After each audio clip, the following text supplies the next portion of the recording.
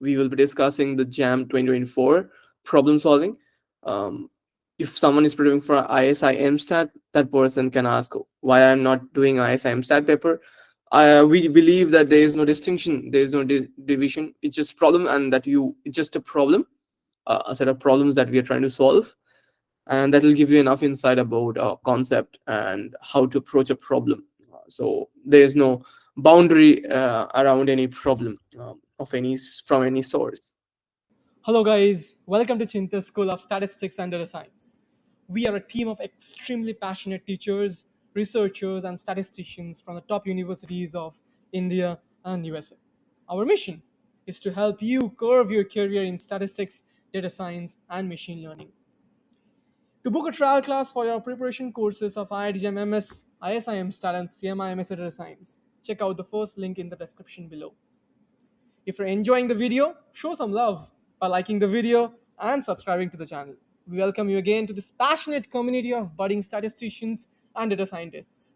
Let's enjoy the rest of the video. Stay tuned and stay blessed. We are doing the first problem today. This is a Cauchy sequence and series problem. So let's try to understand the problem in details. So the question asks, if n is a sequence, this is also called a harmonic sequence. Okay, 1 plus half plus dot 1 by n, and b is another sequence which is similar to if it instead of n squared it was n, then it would have been AGP sequence, arithmetic geometric progression sequence, but here it's n squared. But it's very mathematically understandable. So n is summation of 1 by k from 1 to n, and bn is n squared by 2 to the power n. Then the options asks you that the option A and option B and option C and D, all of them asks you about the Cauchy sequence, whether A and B and are Cauchy sequence or not. So for this problem, you need to know the basic, and you need to have a basic understanding of what is a Cauchy sequence. Anyone who knows what is a Cauchy sequence? So you ideally define Cauchy sequence as An is a Cauchy sequence.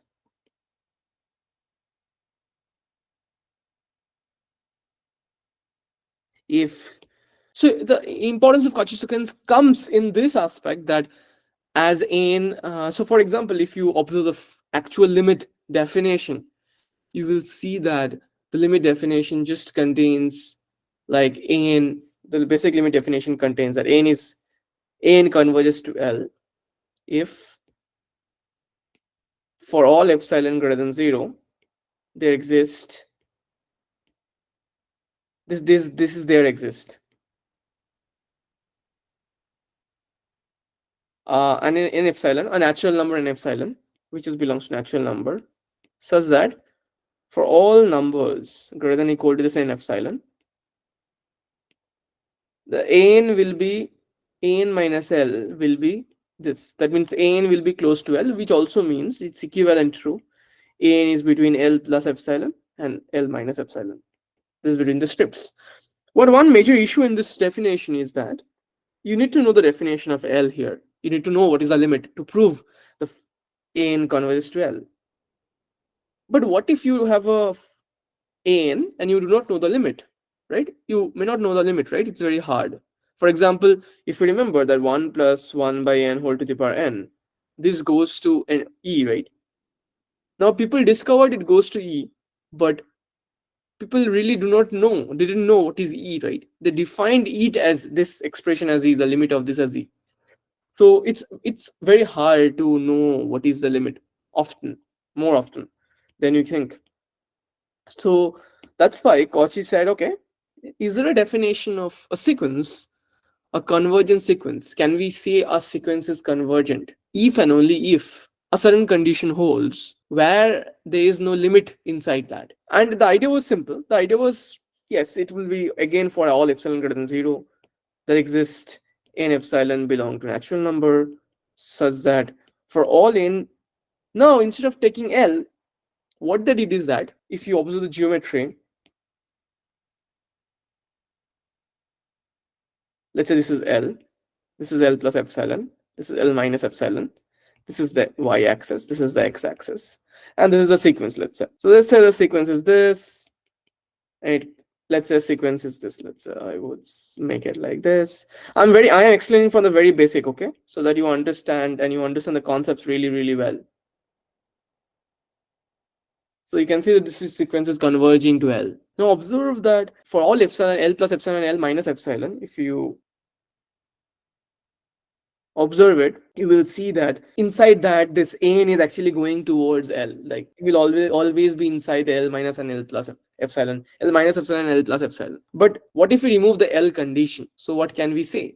So what it means, it's saying instead of if we remove the L condition, what it's also saying is that observe that the individual distance between the an and am also decreases. Okay, that if the basic idea is that if an converges to L, then any subsequence will also converge to L, right? Any subsequence will also converge to L. A and K will also converge to L.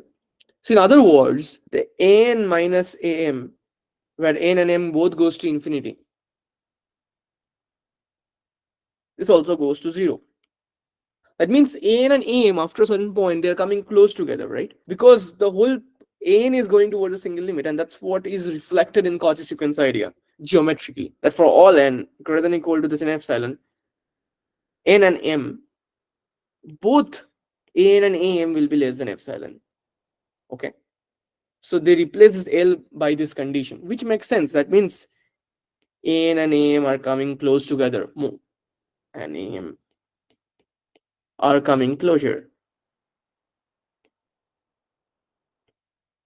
Right? So this is where the Cauchy sequence idea. All of you understood what is the definition, what is the intuition of Cauchy sequence. Before that, I want to show you certain concepts, certain ideas about Cauchy sequence. And that's why I go to, and today everything is online. So I'm showing you how you should also learn when you are doing things yourself. This is how you should go into the depth of it, Cauchy sequence. So if you go to the idea of Cauchy sequence, you will see that there are a lot of other things and stuff. But they also given this definition that after a certain point, A is xm and xn, which I have said also lies between this. But the basic idea is this, that after this you will go to a other hard concept. The most important idea I want to tell you is that for a real sequence, every convergence sequence is a Cauchy sequence and vice versa. Okay, in a real sequence, every convergence sequence is one. Okay, in a real sequence, every convergence sequence is a Cauchy sequence and vice versa. And we will be talking about that course. Let's first solve a problem. So now, therefore, we have to ask ourselves that whether this an and bn are convergent or not. Okay, so what we're using is that every convergent sequence is a Cauchy sequence. Okay, all of you understood this? So since Cauchy sequence for real numbers is equivalent to convergence, so we will have to answer that whether this converges or this converges. We have to see that, and that is pretty easy because an is a divergent sequence, right? How do you know that? Let me prove it for you. It's very easy. N is divergent because N is, if you take the series, if you know that it's NP series, it's NP series, P series it's called, but let's prove it from the very basics. Don't have to worry about that. So the very basic proof is simple. What you do is this, that, so let's write it. We will do a very simple proof so that you do not need hi-fi knowledge. Very simple proof. So let's write 1 plus half plus 1/3 plus 1/4 plus 1/5 plus 1/6 plus dot dot dot 1 by n. So what we will do is the following. We will club this. There is 1 here, right? There is half here. So we'll club like this.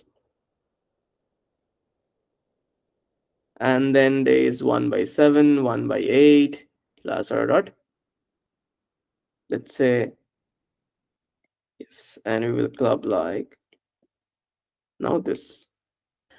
Now before I tell you the next steps, we should also understand that why we are clubbing like this. So when we club, this is 1 is greater than equal to half, of course. Half is greater than equal to half, of course. Now what do you do? Each one of them is greater than equal to 1 by 4, right? So this is greater than equal to 1 by 4. This is greater than equal to 1 by 4. If you add both of them will be greater than equal to half again. And here each one of them is greater than equal to 1 by 8.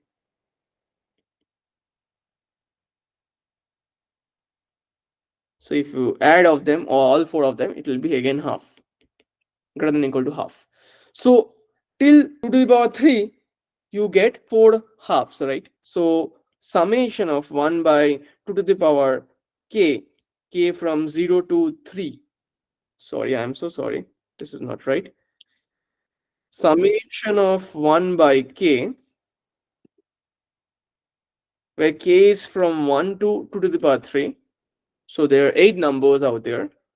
It's greater than equal to 4 such halves. So 4 into half.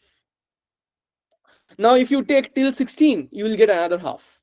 That means if you get till 2 to the power 4, you will get 5 halves, right? Because again, 1 by 9 plus 1 by 10 plus dot, dot, dot, till 1 by 16, that will be what? 8 of them. Each of them greater than equal to 1 by 16. The 8 into 1 by 16 is half. So therefore, what we are getting here is the following.